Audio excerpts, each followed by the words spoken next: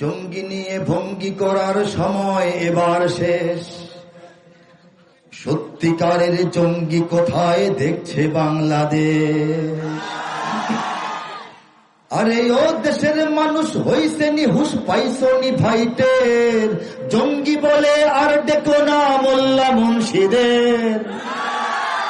মাদ্রাসাতে জঙ্গি থাকে এই কথা ঠিক নয়, কলেজ বিশ্ববিদ্যালয়েও জঙ্গি এখন হয়।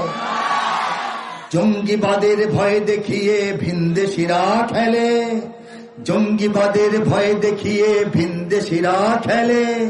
একদিকে নয় সব দিকে তাই চোখটা রেখো মেলে, ঠিক না বলেন?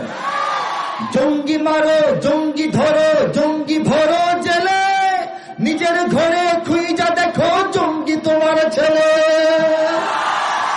ভুল ঠিকানায় জঙ্গি খুঁজে কাঁদতে হবে পরে, সত্যিকারের জঙ্গি দিয়ে দেশটা যাবে ভরে। ভুল ঠিকানায় জঙ্গি খোঁজা হয়েছে এত বছর। হ্যাঁ, আলেমের বাড়িতে মাদ্রাসায় জঙ্গি খুঁজে, মসজিদে জঙ্গি খুঁজে, বক্তার গাড়ি খুলে জঙ্গি খুঁজে, বোমা খোঁজে। এখানে জঙ্গিবাদ নয়। জঙ্গিবাদ যখন দমনের প্রয়োজন হয়েছিল, উলামায়ে কেরাম জনগণকে আহ্বান করেছিলেন যে না, ইসলামে কোনো জঙ্গিবাদ নাই, ঠিক কিনা বলেন? কাজেই এই যে ভুল জায়গায় জঙ্গিবাদ প্রমাণের চেষ্টা করে দেশের আলেম সমাজ থেকে সাধারণ মানুষকে বিচ্ছিন্ন করার চেষ্টা, এই চেষ্টার অংশ হিসেবে এই ষড়যন্ত্রগুলি হয়েছিল। আল্লাহ পাক সফল করেন নাই, কথা ঠিক কিনা বলেন?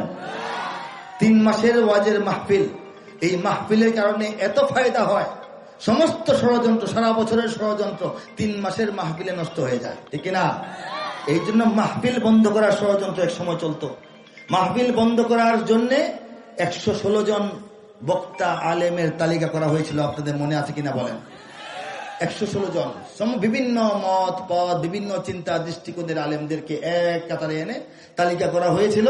এটা সম্ভবত তৎকালীন সরকারের হাত না, সরকার ছাড়াও একটা শক্তি এই দেশে সবসময় ইসলামের বিরুদ্ধে কাজ করে, জনগণের সঙ্গে সরকারের মুখোমুখি বানায় দেয়। এরা হচ্ছে নাস্তিকরা, ঠিক না? নাস্তিকদের ষড়যন্ত্র ছিল, তারা চেষ্টা করেছিল একটা ষড়যন্ত্র সফল হইতে পারে নাই। সেই নাস্তিককে আল্লাহ পাক কলা পাতার মধ্যে শোয়াই দিয়েছেন, ঠিক না?